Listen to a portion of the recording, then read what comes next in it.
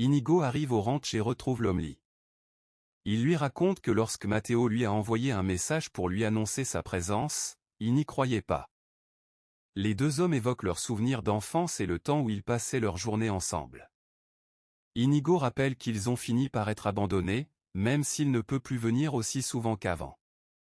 Lomli le félicite ensuite pour son nouveau poste à la tête du ranch. Il lui affirme qu'il mérite cette responsabilité et qu'il est convaincu qu'il fera de cet endroit une référence. Inigo se montre enthousiaste et promet que tout le monde parlera bientôt du ranch. Lomli lui propose alors de célébrer cela comme autrefois avec le clan. Inigo accepte et lui demande de l'aider à profiter davantage de la vie. Pendant la nuit, Etana fait un cauchemar lié à son passé.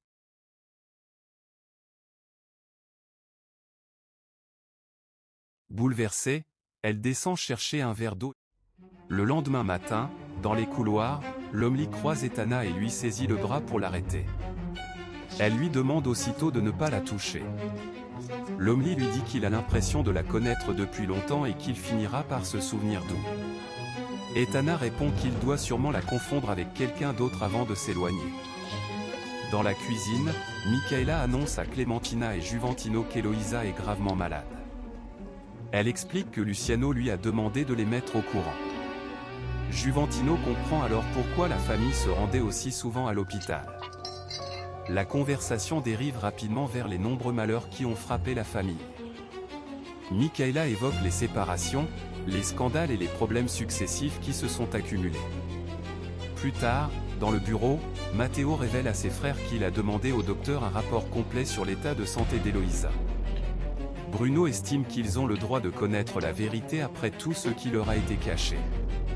Inigo reconnaît que leur mère souhaitait garder le secret, mais rappelle qu'ils auraient dû être informés depuis le début. Luciano intervient alors et insiste sur la nécessité de rester unis pour le bien de leur mère. Les frères acceptent de faire un effort. De retour dans la cuisine, la discussion porte sur Ximena, qui reste enfermée dans sa chambre après un malaise. Etana s'inquiète immédiatement en apprenant la nouvelle. Michaela lui répond qu'il ne s'agit que d'un problème de santé sans gravité, mais critique ensuite son comportement. Après son départ, Clementina confie qu'elle trouve étrange que Ximena refuse de voir qui que ce soit et pense qu'elle traverse une période difficile. Chez Nuria, Cecilia écoute son amie lui raconter qu'un homme lui a déclaré ses sentiments. Nuria explique qu'elle ne sait pas comment réagir et qu'après des années de mariage, cette situation lui paraît complètement nouvelle. Cecilia lui demande alors si elle éprouve quelque chose pour lui. Nuria admet qu'elle l'apprécie mais se sent nerveuse. Lorsqu'on lui demande ce qu'elle a ressenti après leur baiser, elle répond simplement que tout cela lui semble très étrange et qu'elle ne veut donner de faux espoirs à personne. Au petit déjeuner, Eloïsa discute avec Lomli de la vie au ranch et de leurs souvenirs de famille. La conversation se tourne ensuite vers ses enfants. Elle remarque que, malgré leurs différences, ils semblent enfin réunis autour d'elle. Luciano lui demande de ne pas parler de sa mort. Matteo lui rappelle qu'elle doit rester calme et éviter le stress. Eloïsa observe alors ses 4 enfants réunis et écoute Luciano affirmer que, malgré tout ce qui les oppose, ils restent frères. Eloïsa lui répond qu'elle espère qu'ils ne l'oublieront jamais. Nuria avoue à Cecilia qu'elle continue d'aimer Inigo. Elle explique que lorsqu'il lui dit qu'il souffre, qu'il est triste et qu'il se sent seul, son cœur se brise. Cecilia décide alors de lui révéler ce qu'elle a vu la veille. Lors d'une fête, elle a aperçu Inigo avec un autre homme, en train de boire, rire et s'amuser. Selon elle, il ne semble ni déprimé ni malheureux. Elle affirme qu'il agit comme d'habitude et qu'il cherche surtout à garder une emprise sur Nuria. Bouleversée, Nuria réalise qu'elle a peut-être cru trop facilement à ses paroles. Cecilia lui conseille de ne pas laisser passer les occasions de bonheur qui se présentent à elle. Nuria pense alors à Juan José et demande comment elle pourrait réussir à cesser d'aimer Inigo. Pendant ce temps, au petit déjeuner chez les Lizarraga, Bruno apporte un remède naturel à Eloïsa. Celle-ci remercie ses enfants pour les efforts qu'ils font afin de rester unis. Elle insiste sur l'importance de la famille et rappelle que l'entreprise traverse une période difficile. Luciano, Inigo et Matteo lui promettent de rester à ses côtés et de travailler ensemble pour affronter les problèmes. Plus tard, Etana descend les escaliers en vitesse. Bruno l'arrête et lui demande où elle va. Elle répond qu'elle souhaite appeler sa mère, qui est malade. Bruno lui rappelle qu'il a déjà parlé à Zaccaria et qu'aucun d'eux ne doit mettre son travail en danger à cause de leur relation. Etana lui demande de ne pas l'agresser et poursuit son chemin. Au bureau du ranch, Inigo discute avec Zaccaria de la nouvelle machine qui vient d'arriver. Il affirme que cette modernisation permettra de réduire les effectifs et que certains employés pourraient être licenciés. Zaccaria tente de lui faire comprendre que le ranch manque déjà de personnel et que chaque travailleur est important. Inigo répond que personne n'est indispensable et que ceux qui ne seront pas assez performants devront partir. Avant de terminer la conversation, il félicite Zaccaria pour sa relation avec Etana et lui fait comprendre qu'il garde un œil sur cette situation. Peu après, Etana confronte Bruno. Elle lui reproche son attitude envers sa relation avec Zaccaria. Bruno lui explique qu'il n'a plus les mêmes sentiments qu'avant, mais il lui rappelle qu'elle a été la personne qui l'a poussé à changer, à se pardonner et à abandonner l'alcool. Etana lui répond qu'un véritable changement doit être fait pour soi-même et non pour quelqu'un d'autre. Elle lui demande d'être plus mature avant de s'éloigner. Ensuite, Etana téléphone à sa mère Myriam. Très inquiète, elle lui raconte que Luciano lui a confié avoir l'impression de l'avoir déjà vu quelque part. Cette révélation la perturbe profondément. Myriam lui fait remarquer qu'il existe peut-être une confusion entre Luciano Lizarraga et Luciano Lomli. Etana réalise alors qu'elle pourrait avoir accusé le mauvais homme depuis le début. Terrifiée par cette possibilité, elle avoue ne plus savoir quoi penser. Myriam lui explique qu'elle doit désormais faire un choix, abandonner sa quête de justice ou aller jusqu'au bout afin de découvrir la vérité sur l'homme responsable de son agression. Etana répond qu'elle ne supportera pas l'idée de s'être trompée. Sa mère lui conseille alors de demander l'aide d'une personne de confiance qui connaît bien toute la famille et qui pourrait l'aider à éclaircir ses doutes. Après un instant de réflexion, Etana affirme qu'elle sait exactement à qui s'adresser. Myriam lui demande d'agir immédiatement et de rester prudente. Etana lui promet qu'elle fera attention et qu'elle l'informera de chaque avancée. La conversation se termine sur son aveu le plus inquiétant. Pendant toutes ces années, elle a été persuadée que Luciano Lizarraga était son agresseur, mais désormais le doute s'est installé et elle ne sait plus si c'est réellement lui. Bruno et Matteo rejoignent Inigo dans son bureau pendant que Luciano lui explique qu'il devrait rencontrer les gérants généraux pour leur présenter les changements à venir. Inigo l'interrompt rapidement et lui rappelle qu'il sait parfaitement ce qu'il doit faire sans recevoir de conseils. Bruno et Matteo arrivent alors avec une demande précise, ils veulent que Zaccaria soit remplacé et éloigné du ranch. Luciano leur demande pourquoi. Bruno répond que Zaccaria est allé trop loin et qu'il refuse de se laisser humilier par lui. Matteo ajoute que Zaccaria prend systématiquement la défense d'Etana. Bruno l'accuse alors d'être une femme opportuniste qui joue avec les hommes. Luciano le coupe immédiatement et lui interdit de parler ainsi d'Etana. Pendant ce temps, dans la cuisine, Clémentina discute avec Etana. Elle lui confie sa tristesse concernant l'état de santé d'Eloïsa et espère que son traitement contre le cancer fonctionnera. Etana partage cet espoir. Clémentina explique qu'Eloïsa est le pilier de la famille et qu'elle ne peut pas imaginer ce qui arriverait sans elle. Elles évoquent aussi le fait qu'Eloïsa a longtemps caché sa maladie avant que tout le monde ne l'apprenne. Au bureau, Matteo affirme qu'il est amoureux d'Etana et ne comprend pas pourquoi Luciano la défend. Luciano lui répond qu'il ne peut pas l'insulter simplement parce qu'elle ne partage pas ses sentiments. Inigo recentre ensuite la conversation sur Zaccaria. Il explique que celui-ci prend parfois des initiatives qui ne relèvent pas de ses fonctions, notamment lorsqu'il lui a demandé d'arrêter les licenciements. Luciano prend néanmoins sa défense et rappelle qu'il est très attaché aux employés du ranch. Matteo insiste en affirmant que Zaccaria leur a causé de nombreux problèmes. Il raconte même qu'il a laissé entendre que Matteo aurait pu être responsable de la mort de son chien. Luciano est surpris d'apprendre cette accusation. Dans la cuisine, Etana cherche discrètement des informations auprès de Clémentina. Elle lui demande avec quel membre de la famille Lomli passait le plus de temps lorsqu'il venait au ranch. Clémentina répond qu'il était surtout proche d'Inigo et de Matteo.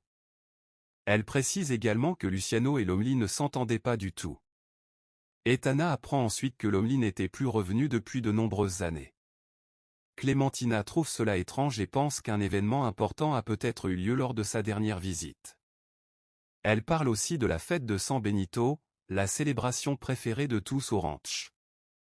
De retour au bureau, Luciano affirme que Zaccaria est le meilleur responsable qu'il puisse avoir. Il connaît parfaitement le ranch, les employés et son fonctionnement. Matteo réplique que personne n'est indispensable.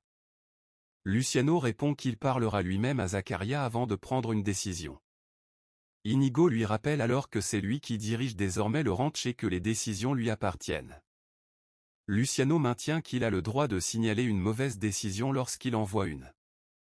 Plus tard, dans un couloir, Lomli croise Etana qui transporte du thé pour Eloïsa. Il lui propose de l'accompagner et engage la conversation. Il lui demande si elle vient de la capitale et s'ils ne se seraient pas déjà rencontrés. Etana répond qu'elle ne le croit pas. Lomli insiste pour qu'elle le tutoie, mais elle préfère garder ses distances et s'éloigne avec le thé. Resté seul, il continue de se demander d'où il la connaît. Non loin de là, Zaccaria cherche à voir Ximena après avoir appris qu'elle était malade. Michaela tente de l'en empêcher, mais il insiste. Finalement, Ximena accepte de lui parler. Elle lui demande de la laisser tranquille et affirme qu'elle n'a besoin de rien. Zaccaria lui souhaite simplement de se rétablir avant de partir. Au bureau, Inigo tranche finalement la question. Il reconnaît que Zaccaria lui est très utile en ce moment. Selon lui, Bruno et Matteo veulent surtout le faire partir à cause de leurs problèmes personnels liés à Etana et à Ximena. Il annonce donc que Zaccaria restera au ranch, même s'il compte lui parler de son attitude. Après le départ d'Inigo, Luciano se dit déçu par Bruno. Il lui reproche de chercher à se venger parce qu'Etana ne partage pas ses sentiments. Il estime aussi que Matteo n'a présenté aucune raison valable pour renvoyer Zaccaria. Restés seuls, Bruno et Matteo comprennent qu'ils n'ont pas obtenu le soutien qu'ils espéraient. Dans la chambre d'Eloïsa, celle-ci met Etana en garde contre Lomli. Elle le décrit comme un grand séducteur et lui conseille de garder ses distances afin d'éviter des problèmes avec Zaccaria. À ce moment-là, Michaela apporte un bouquet de fleurs accompagné d'une lettre. Comme elle ne trouve pas ses lunettes, Eloïsa demande à Etana de la lire à voix haute. Le message vient de Larissa, qui affirme n'avoir jamais voulu lui faire du mal ni participer au vol de sa fortune. Elle explique avoir été bouleversée par les actes de son père et regrette de perdre une femme qu'elle considère comme une seconde mère. Elle lui demande une chance de se rapprocher à nouveau d'elle. Eloïsa reste très froide face à ces mots. Peu après, Matteo arrive avec Bruno pour parler d'un sujet qui les préoccupe. Pendant ce temps, Larissa reçoit un appel de son père, Amador. Furieuse, elle l'accuse d'avoir détruit sa vie.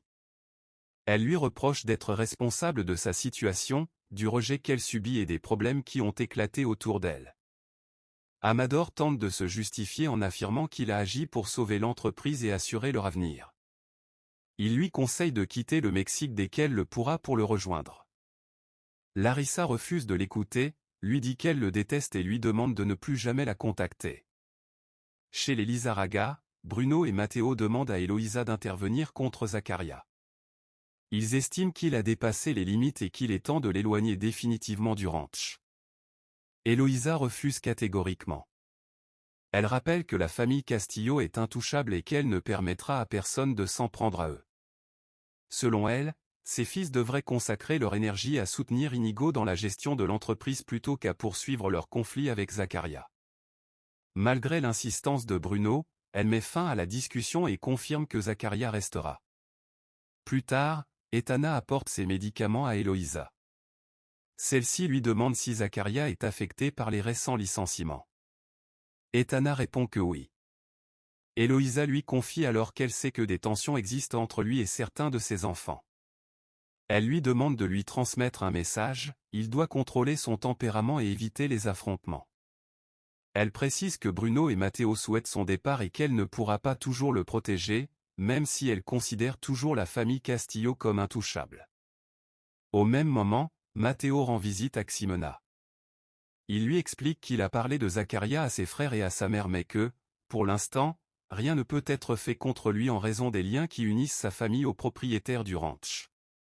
Ximena lui répond qu'elle ne souhaite pas que Zaccaria soit renvoyé. Selon elle, ce qui s'est passé entre eux n'a rien à voir avec son travail. Plus tard, Etana descend à son tour confronter Bruno.